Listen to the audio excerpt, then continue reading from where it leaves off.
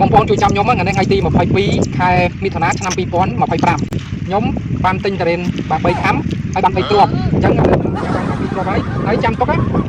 ខ្ញុំដាំនៅកន្លែងហ្នឹងណាបងប្អូនខ្ញុំដាំនៅកន្លែងហ្នឹងចាំមើលផ្លែអញមកក្បាលបូមហ្នឹងលើទីតាំងនេះគឺខ្ញុំដាំគឺនៅភូមិក្បាលដំរីសង្កាត់កកាបខណ្ឌកូនប្រទេសទីខ្ញុំពេញជំនាញគឺបងប្អូនបងប្អូនណាបាទបងប្អូនចាំទុកណាបាទបងប្អូនជួយចាំខ្លាចពេលដល់ផ្លែហ្នឹងខ្ញុំវិញដើមតាមពុតកូននឹងសំវាយហ្មងអញ្ចឹងគឺខ្ញុំដាំនៅកន្លែងនេះ2គ្រាប់បងប្អូនណាបាទអញ្ចឹងចូលដល់ top fan របស់ខ្ញុំបានហូបនៅ7ឆ្នាំក្រោយហ្នឹងបងប្អូនណាបាយចិត្តទៀតចូលដល់ top fan អញ្ចឹង follow page ទៅហើយណាបងប្អូន follow page ទៅហើយ7ឆ្នាំមកពេលខ្ញុំហូបមកហ្នឹងសម្រាប់ top fan ណាមិនមែន top fan អត់ឲ្យទេម៉េចតោះណាបងប្អូនតោះអូខេ follow លឿនណា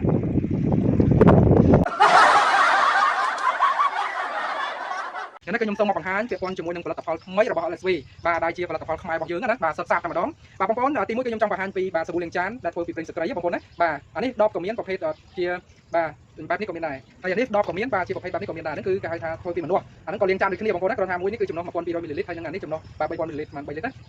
បងប្អូនបាទនេះគឺជារបបកំហែងថ្មីមួយទៀតក៏ដូចជាសមិទ្ធផលដ៏អស្ចារ្យរបស់ LSV ដែរបងប្អូនបាទប្រើហើយគឺបានទាំងគេហៅថាជួយសេដ្ឋកិច្ចបានទាំងធ្វើឲ្យចានឆ្នាំងរបស់បងប្អូនបាទភ្លឺចៃចាំងពីព្រោះបាទសមត្ថភាពរបស់បាទប្រេងស្ត្រីក៏ដូចជាមនុស្សនេះអាចកម្ចាត់ក្លិនឆ្អាបបាទក៏ដូចជាធ្វើឲ្យបាទស្នាមខ្លាញ់ដែលមានជាប់នៅលើបាទចានឬមួយក៏ឆ្នាំងរបស់បងប្អូនឬក៏របស់ប្រើប្រាស់ផ្សេងៗហ្នឹងគឺជ្រះបាទបានយ៉ាងស្អាតតែម្ដងហើយសូមបញ្ជាក់បាទដោយសារតែដើម្បីគិតសុវត្ថិភាពបាទដល់អ្នកប្រើប្រាស់បាទ LSV គឺយើងអត់ផ្ដោតសំខាន់លើមេពពុះច្រើនបាទន័យថាផលិតផលរបស់យើងអត់សូវមានពពុះទេប៉ុន្តែវាអាចកម្ចាត់នៅស្នាមប្រឡាក់និងស្នាមឆ្អាបបានយ៉ាងមានប្រសិទ្ធភាពតែម្ដងបងប្អូនណាបាទអាចតេស្តមើលបានណាមួយដបនេះ1លីត្រជាងតែ5000ទេបងប្អូនណាបាទតែ5000ទេអានេះតែ20000ជាងបងប្អូនណាបាទបងប្អូនអាចឆាតសួរបានណាហើយជួយគ្រប់គ្រងទាំងអស់គ្នាបាទដើម្បីប្រជាកសិករនិងដើម្បីសេដ្ឋកិច្ចជាតិយើងណាដើម្បីខ្មែររីកចម្រើនកុំភ្លេចណាចូលរួមគ្រប់គ្រងនិងប្រើប្រាស់ផលិតផលក្នុងស្រុកដើម្បីសេដ្ឋកិច្ចជាតិយើងរីកចម្រើនទាំងអស់គ្នាជាមួយនឹងអូកាជាមួយនឹង LSV